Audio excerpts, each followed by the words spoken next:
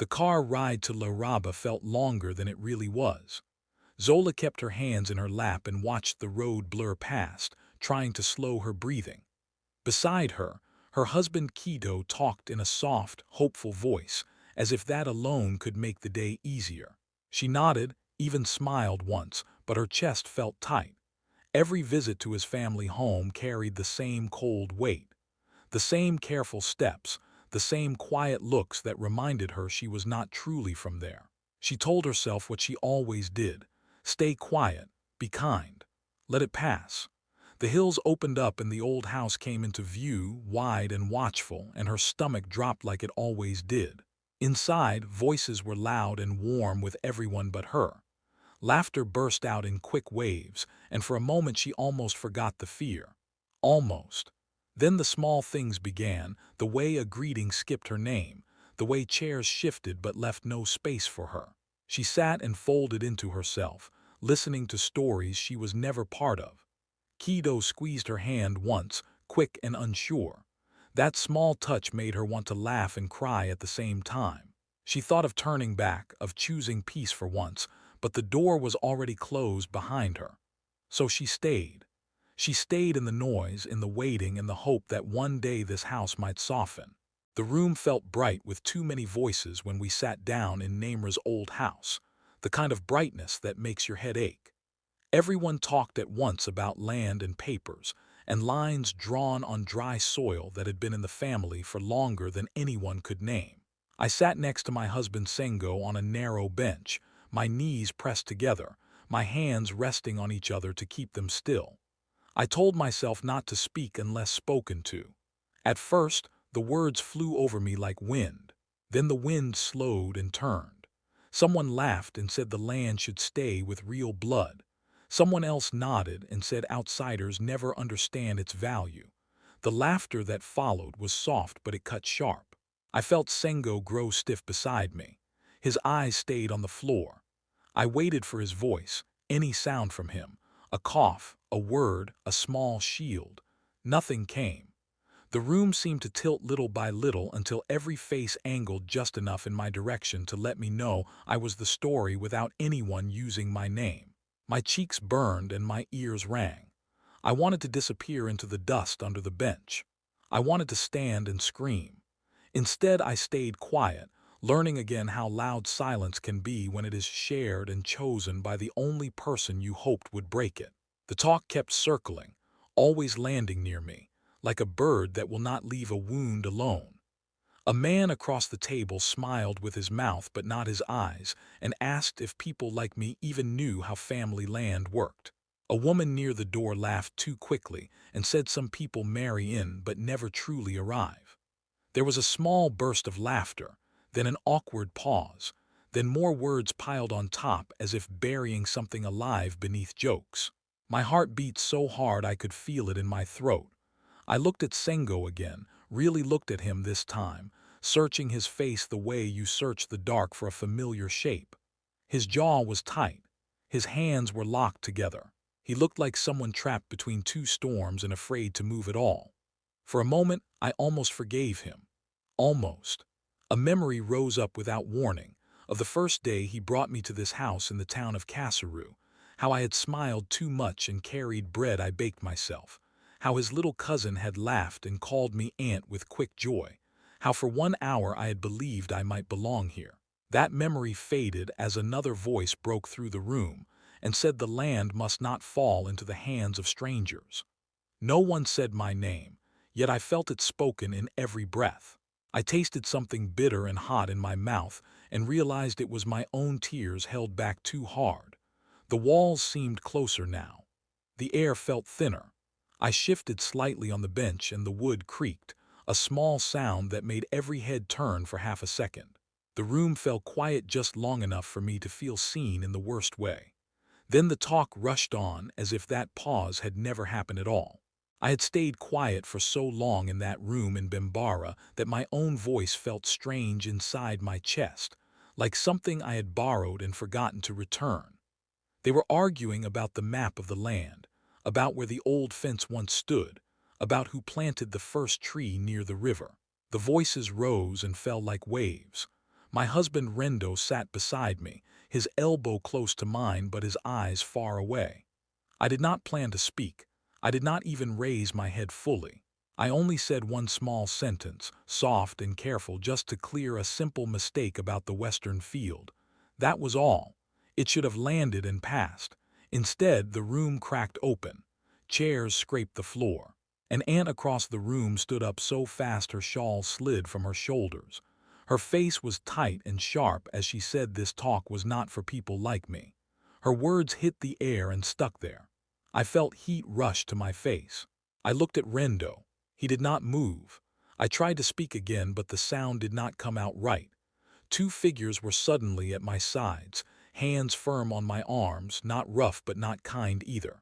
I stumbled once on the low table and someone laughed from the corner, quick and nervous.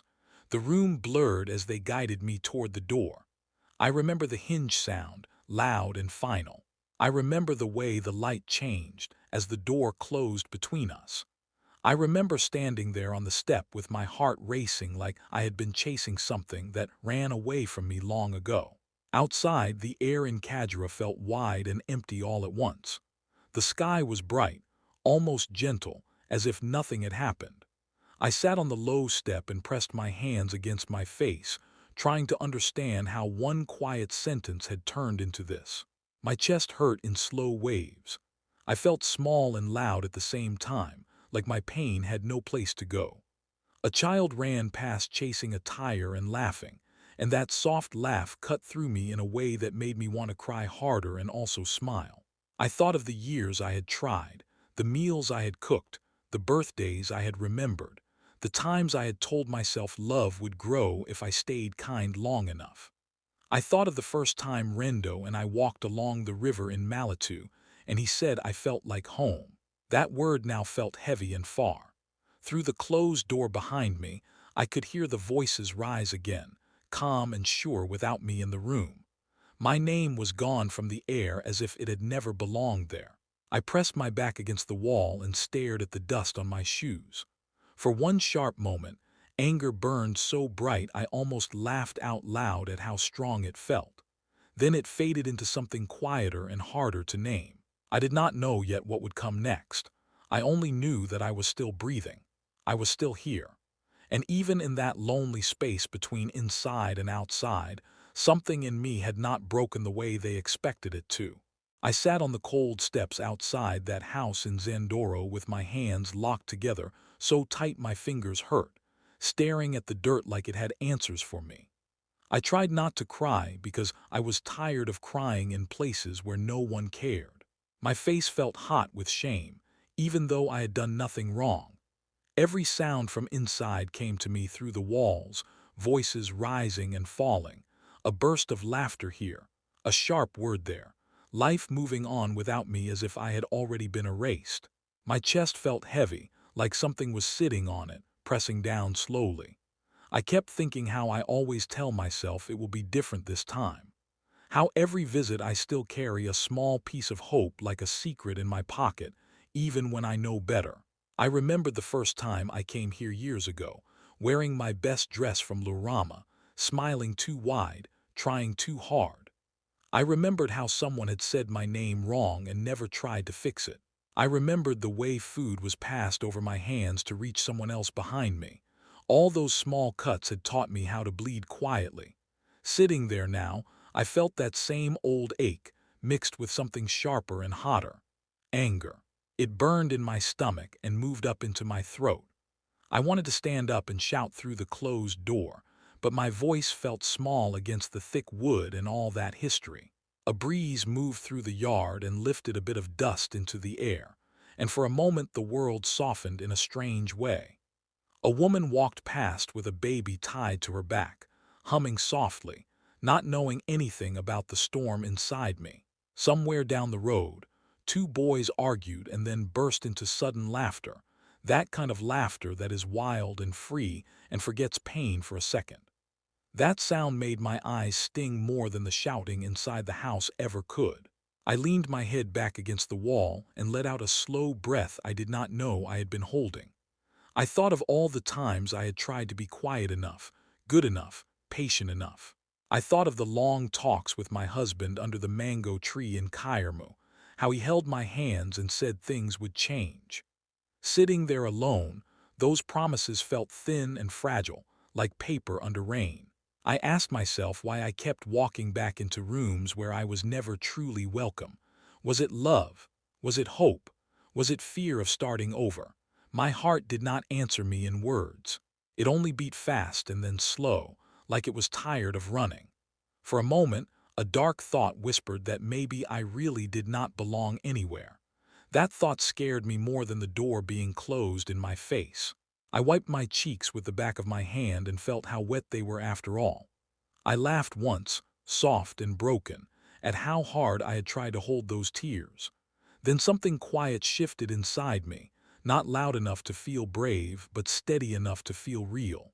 I looked at the open sky above the yard and felt how wide it was compared to that narrow room inside.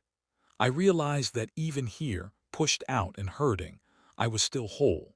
I was still someone who loved deeply, who stayed longer than she should, who believed longer than was safe. That truth hurt, but it also warmed me in a strange way. I did not stand up yet. I did not know what would come next. I only knew that the air still moved around me. The world still made space for my breath.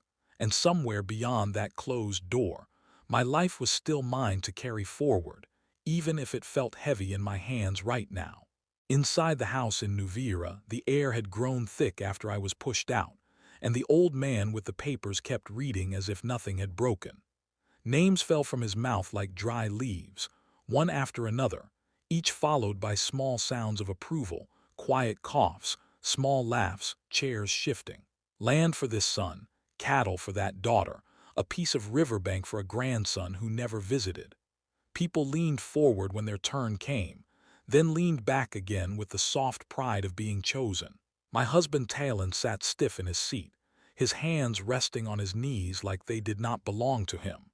He nodded when names he knew were called, nodded again when names he had forgotten were spoken with new weight. Then the old man paused. The pause stretched longer than any of the others had. He lifted his head slowly and asked where Lurie was. The room changed at once, not loud this time, but sharp and sudden, like a light turned on in a dark place. Eyes moved. Breath stopped. Someone cleared their throat too hard. A woman near the door laughed in a strange way and said she was not inside. The old man did not laugh. He only waited, his finger pressed against the paper, his eyes steady and patient. The silence grew heavier with each second, and in that quiet, something began to tremble that no one had planned for. Outside on the steps, I was counting cracks in the dirt with my eyes when the door opened again, not with anger this time, but with a strange rush of air that felt unsure of itself. Talon stepped out first, his face pale and his eyes wide like he had seen water rise where land used to be. He called my name once, soft and broken, like he was afraid it might disappear if he said it too loud. When I looked up at him, he crossed the small yard in 3 quick steps and knelt in front of me as if the ground had pulled him down. He told me the old man had stopped the room for me. He told me the will had reached my name in the place no one expected. The words came out of him fast and tangled. The main house.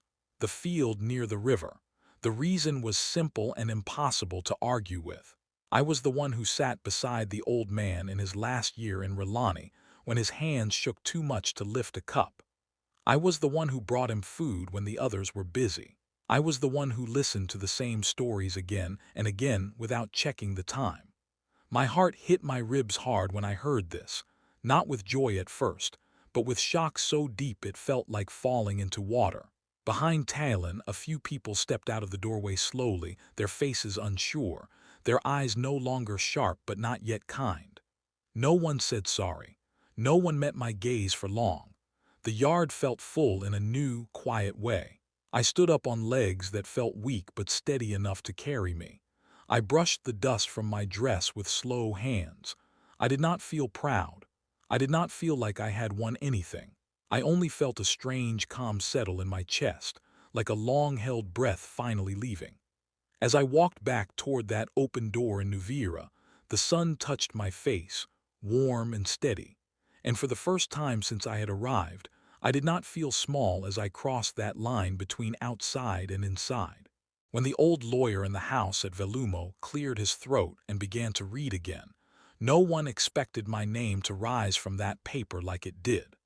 The room had settled into that calm where people already think they know the ending. Names were called with ease, a field here, a herd there. Soft sounds of relief moved through the room like gentle waves. Then the lawyer slowed down. He adjusted the paper once, blinked twice, and said my name out loud, clear and steady. For a second, no one understood what had just happened. It felt like time slipped. A few people laughed, not because it was funny, but because their minds refused to accept it. The lawyer kept reading as if the world had not tilted. He said the main house and part of the river land would go to me. A woman's cup slid from her hand and cracked on the floor. Someone whispered that there must be a mistake.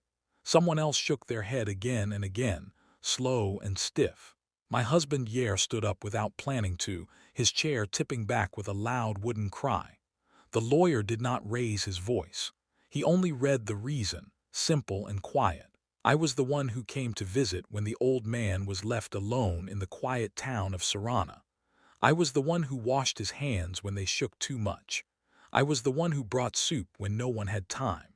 I was the one who listened when his stories wandered in circles. The room felt like it had lost its floor. Faces turned pale. A laugh broke out, sharp and scared. No one knew where to place their eyes anymore. Outside in the yard, I did not hear any of this at first. I was still sitting on the steps, tired from crying, staring at the sky like it was the only place that would look back at me without judgment. Then the door opened and voices spilled out in a strange, rushed way. Yair ran to me like a boy again, breathless and shaken. He knelt in front of me and tried to speak, but his voice kept breaking. When the words finally landed, they did not make sense at first. The house, the land, my name, the old man's care. I just stared at him, waiting for someone to laugh and say it was a joke, but no one did. People followed him into the yard one by one, slower this time, as if they were walking into water. Their faces were no longer sharp. They were lost. Some looked ashamed. Some looked afraid. One aunt tried to smile and could not make it reach her eyes. I felt something rise in me that was not joy and not anger either. It felt like the deep ache you get after a long sickness when your body remembers what it is like to stand without shaking. I stood up slowly. My hands were still wet from tears. The yard felt quiet in a new way, like the silence after rain.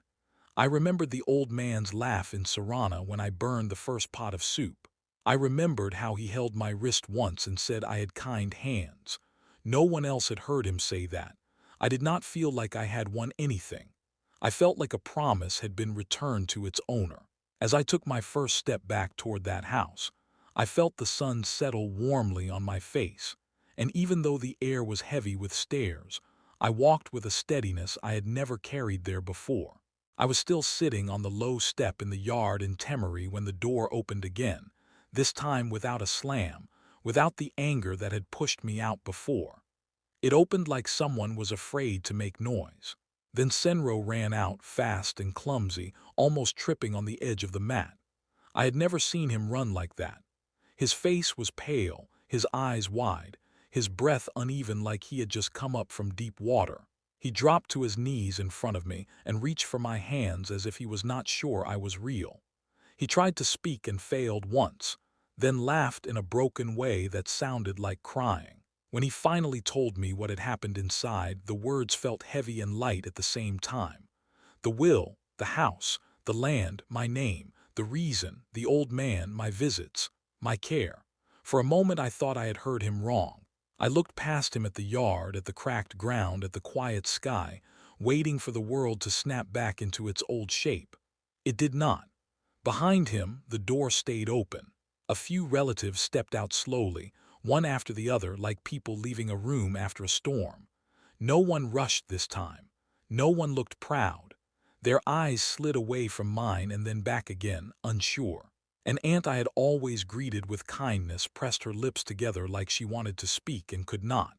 An uncle coughed into his hand and stared at the dirt. No one said sorry. No one said my name out loud, but the air itself felt different, like the sharp edge had been filed down just enough to touch. I stood up slowly, my legs weak but steady enough to hold me, and brushed the dust from my dress with small, careful movements. Senro stayed kneeling for a second longer, then stood too. He kept looking at me like he was seeing me for the first time. His eyes were full in a way they had not been before. The yard felt quiet in that deep way that comes after shouting, when even birds seem to wait. Somewhere down the path, a child laughed and chased a rolling fruit, and that small sound felt louder than it should have. I took one step toward the open door and felt every eye follow it. No one blocked me this time. The relatives who had come out moved aside without being asked. Their shoulders were no longer stiff with power. They were low with confusion. I walked past them without lifting my chin or lowering it. My heart was beating fast but steady, like it had found a new rhythm. I did not feel proud. I did not feel like I had one. I only felt awake in a way I had not before. As I crossed the threshold back into that house in Temery, the light from outside followed me in, thin and warm, stretching across the floor between broken cups and scattered papers. The room held its breath. For years I had entered that space like someone asking for a seat at a table that was never mine. This time I stepped in like someone who had already been standing there all along, only unseen. The pain did not vanish. The memories did not fade. But something quiet and strong settled in my chest, and for the first time in that place, I did not feel like I needed to disappear to survive. I stood up slowly in the yard of Calimo and brushed the dust from my hands like I had all the time in the world, even though my heart was beating fast. People were watching now, not with anger, not with warmth either, but with a strange quiet that felt new to me. I did not rush. I did not lift my head high. I just walked, one step after another like I was walking into my own breath. The door was open, wide enough to let the light spill inside across the old floor. As I crossed that line, a memory flashed through me of all the times I had entered this house trying to be smaller than the walls, smiling too much, speaking too soft, hoping not to be noticed. This time my hands did not shake. My shoulders did not curl forward. I felt tired in a deep way, but I also felt solid, like my feet finally belonged to the ground under them. Inside, no one spoke as I passed. A cup still lay broken near the wall. Papers were scattered on the table like they had landed in a storm. Someone gave a small, nervous laugh that faded too fast.